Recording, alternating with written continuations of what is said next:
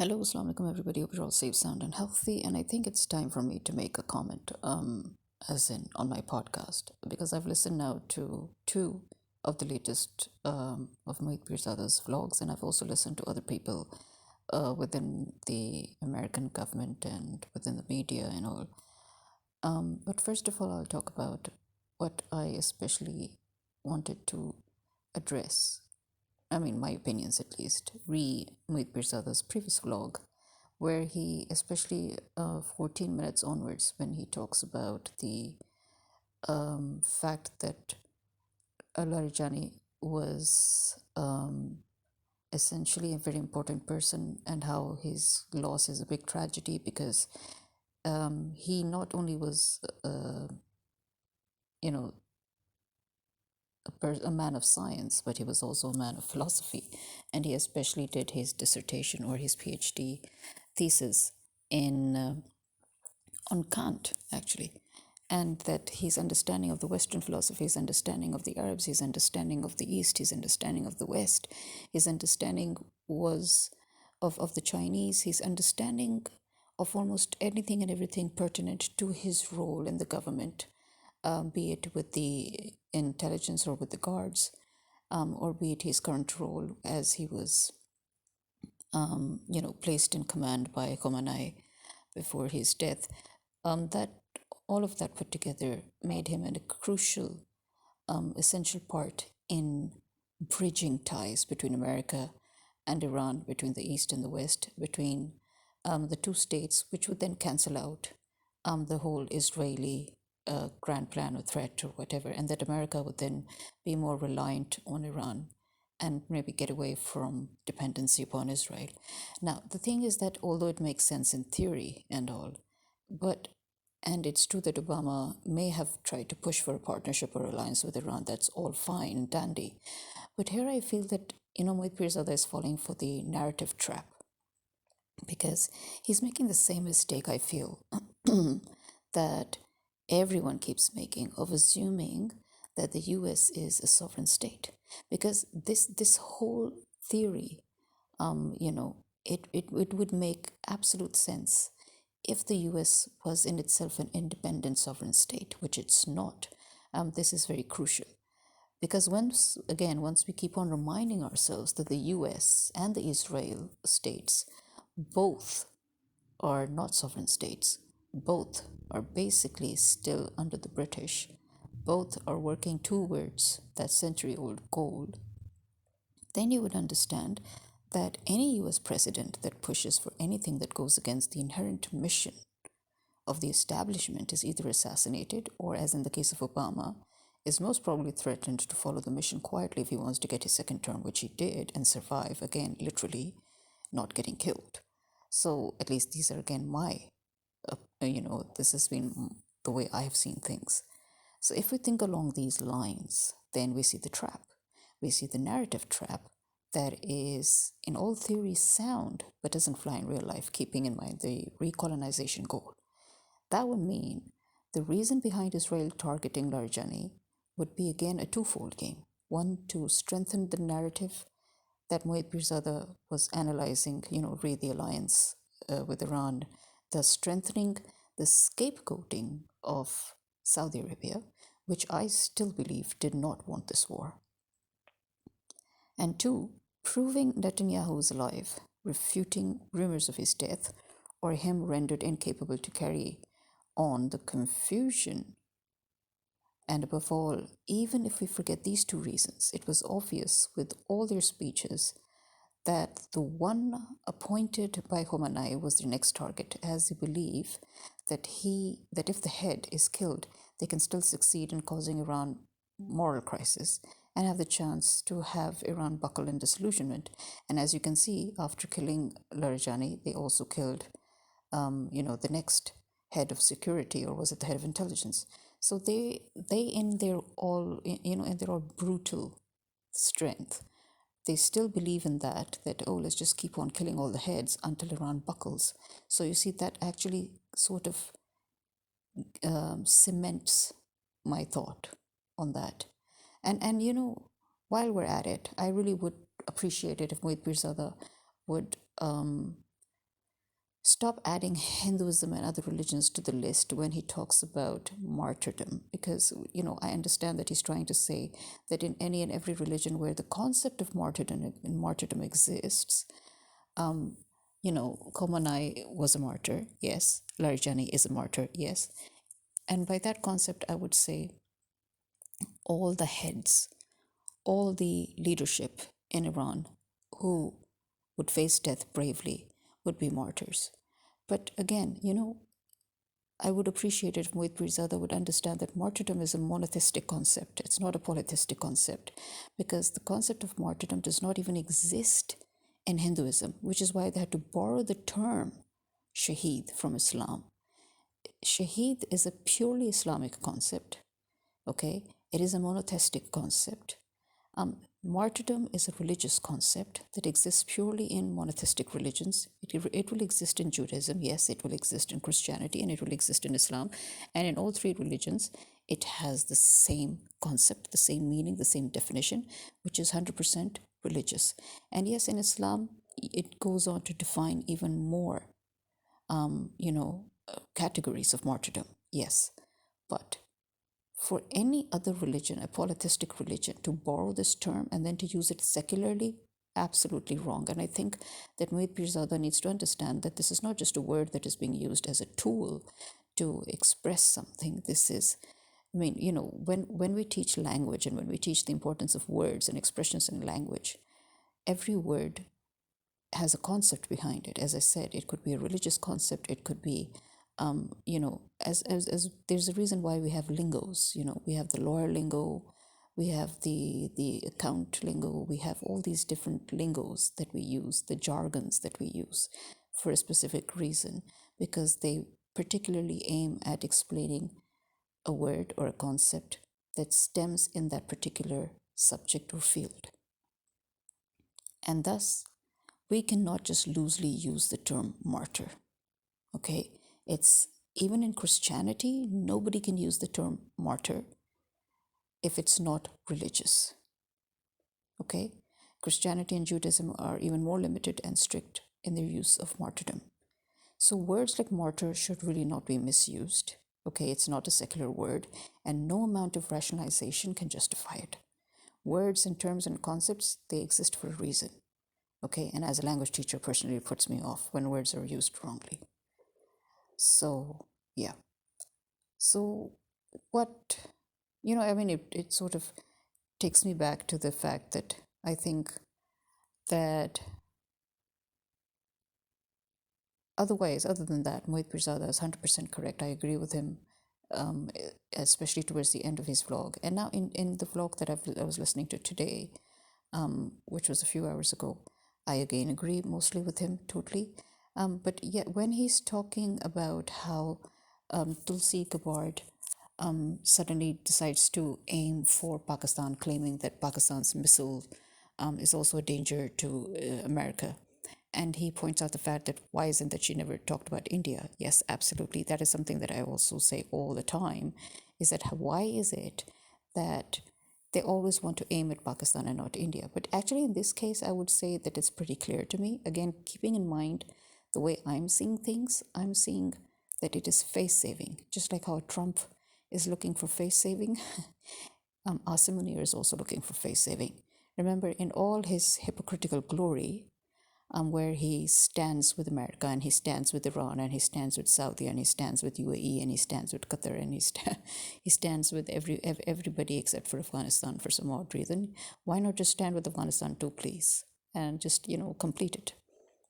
But I think, to me, the first thing that I thought when I first read that whole idiot sort of that idiocy that was coming out of Tulsi Gabbard's mouth, the first thing that came to my mind was, oh, the drama begins. The drama of face saving begins again, and they are trying to help Asim Munir save face so that he can once again just create that tension and show the people of Pakistan who are going against him for being pro-Israel, for being pro-Zionist, for being against Iran, for suspecting him to fight against Iran for the Americans. So he's like, oh yeah, you know what, talk a little against me, say Pakistan is a danger, so that people should think that, oh, hang on, okay, yeah, maybe Pakistan really is not going to go against Iran. They're not going to be the US's puppets. You understand? So that is my take on this. Once again, I would say that people who keep on,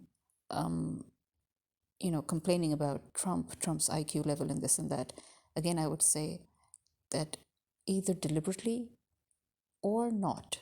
But the truth is, Trump has actually saved the whole world a whole lot of, you know, a whole lot of pain and a whole lot of wastage of time and energy.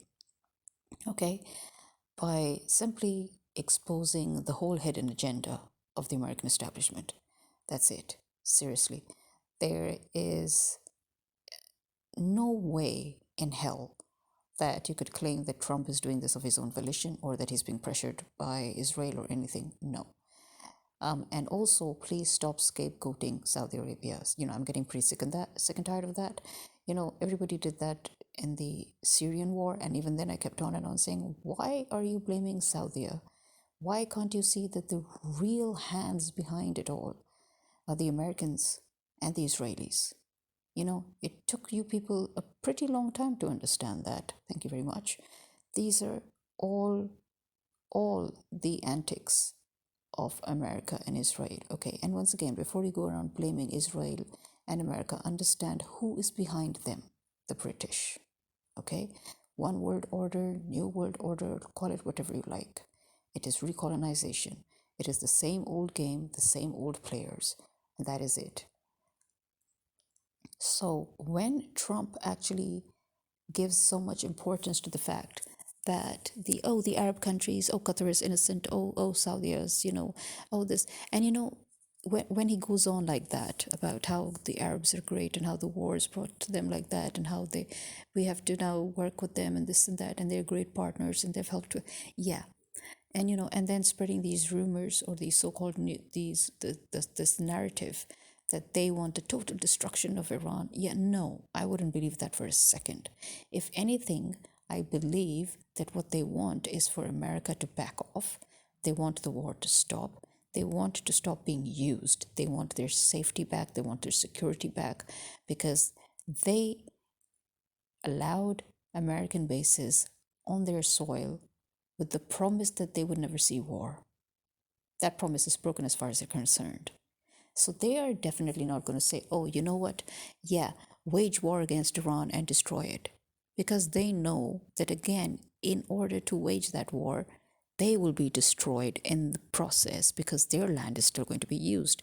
And Iran is going to retaliate by, again, throwing missiles on them. So they're the ones who are at a loss. This is not a win-win situation in any case for them. It's a lose-lose situation. It's not a situation they want to be in. Okay, but this is the American style where it will always scapegoat. They either scapegoat by blaming Israel. Israel is not pressuring America into anything. Israel and America are both working on an agenda. They both have their own parts to play. Okay, you want to blame anybody? Blame the British establishment. Okay, and at the same time, stop blaming Saudi. Stop blaming the Middle East. Okay, the only thing for which we can blame the Gulf countries and the Middle East, Saudi, Qatar, Bahrain, and all, the only thing we can blame them on is for working with the Americans, allowing them to have their bases. The only thing we can blame them for is not being the real ruling families of the Middle East and the Gulf countries. The original leaders of these countries were annihilated, they were exiled, they were killed, they were, rendered incapacitated, whatever you like to call it. But the point is, none of these rulers are the original, authentic rulers.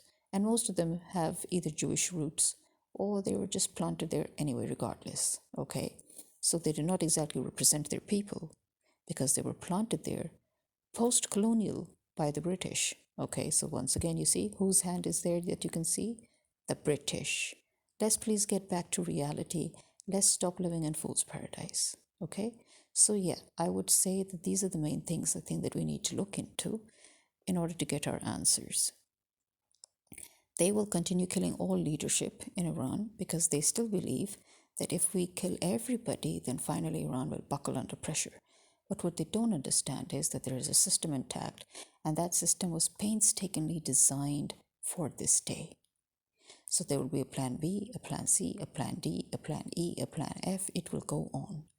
As they said themselves, the Iranians have said it themselves, that you can kill anybody and everybody, but the system will continue.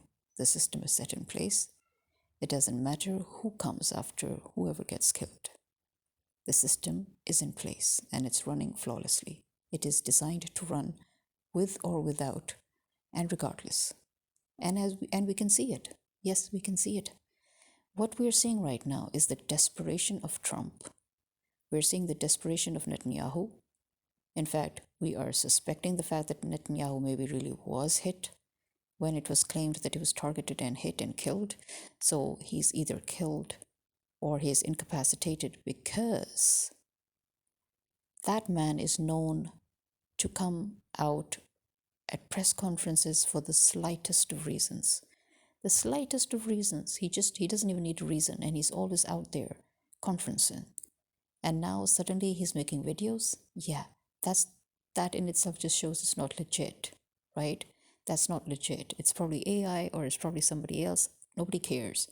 But knowing him, knowing what he's been doing and how he's been working throughout these years, it's the fact that he's not even calling a press conference in itself is suspect. It's as simple as that.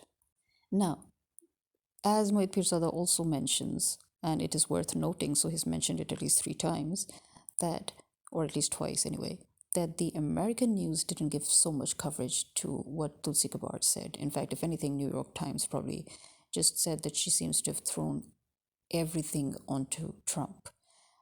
But so with whatever it is that she said.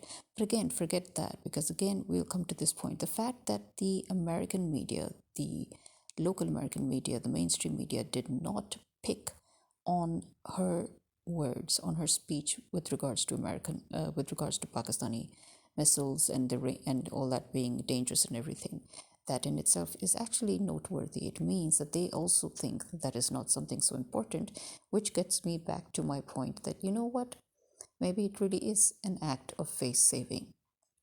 They're probably doing it to help Asim Munir save face, because after all, Asim Munir is always in America. Even now, I think he's still there in America. So he's always constantly with them. Pakistan and America have always had operational partnership. Their whole, the involvement between the two countries is too intertwined, for her to make that stupid statement, which again, as I said, is probably a deliberate act to help Asim Munir save face and say, see, you see, I'm not working, we're not working with them, I'm not their slave, I'm not their puppet. They think that we're a danger to them. In fact, if anything, there is this tweet that I think sort of it sort of entrenches upon what I'm trying to say. Like, there is this Derek J. Grossman, right? And he says Pakistan has nuclear weapons and is seeking to achieve an ICBM capability that would bring the US within range. Osama bin Laden was also found hanging out in Abbottabad. What am I missing here? Yeah, what you're missing here is a whole logic. I mean, because what I'm missing here is, what are you trying to say? What are you trying to insinuate? Because you're not even clear about that. That means that you yourself are not sure as to which direction you want your tweet to go or your post to go, right? So make of it what you will. That's what I'm getting from your ambiguous post. Yes, it was ambiguous, because you're trying to say that Osama bin Laden was in Pakistan in Abbottabad, and so Pakistan. So all these years, it's been more than a decade, and you're saying Pakistan is still thinking about increasing the range if he was there, which he wasn't in the first place. He was not, according to the locals in Pakistan, in front of whom the whole operation happened. that was one big lie again, because as I said, the American presidents have been killing and reviving Osama bin Laden for decades. The man died when Benazir was prime minister, for crying out loud. Imagine. He was first declared dead then. That man has been resurrected and killed at least 3 times since then. And it has always been at a time when an American president has fought to secure his position in his presidency. Notice that. The same was with Obama. So yeah, in fact, the American journalists questioned the authenticity of that whole operation in Abbottabad. Everybody questioned the authenticity. BBC's veteran journalists, they questioned it. Yeah, so if those people are questioning it, then understand that something's wrong, and don't try to, throw that stupid false narrative at our faces, number one. Yeah, number two, Pakistan's missile ranges, as Mohit Pirzada also pointed out, is no more than 2,000, which is India-centric, which is the truth. Because as he said, this was something that Musharraf had made sure to drill upon the intelligence and the army that, we should not exceed the India-centric range, or else, as he very rightly said, doubts and suspicions and unnecessary tensions would begin, which, as we can see, despite the fact that we are India-centric, they still decided, and India's missile ranges are actually 5 to 7,000, but it still falls short, as Mohit Pirzada pointed out. It still falls way short from reaching American mainland. But again, India has a much larger range than Pakistan. And you're thinking that Osama bin Laden, who was killed and resurrected 3 times in 3 different decades, suddenly worked on this of increasing the capability of the missile range. But even after his death for 10 years, we're still working on it. Is that what you're trying to say? I mean, so as I said, his whole post was ambiguous. It doesn't make any sense whatsoever. And it shows that he's just created this ambiguous post because he himself doesn't know which way he needs to go, and he himself doesn't know what he's saying or thinking, which means that, again, he is probably just running with Tulsi Gabbard's words, which again would bring me back to face saving. They're actually working to save Asim Munir's face so that he can prove to the Pakistanis that, look, I am not with the Americans. I am not going to fight Iran. I'm not, because especially when the boots on ground thing came to be, where Pakistan was mentioned. So you see the conflicting statements, where on one side Pakistan is referred to as their potential boots on ground, by the Americans and the Israelis. And then at the same time, the Americans also suggest that Pakistan is also a danger to them. I mean, that just tells you everything, I think. Well, this is me signing out. Khuda Hafiz.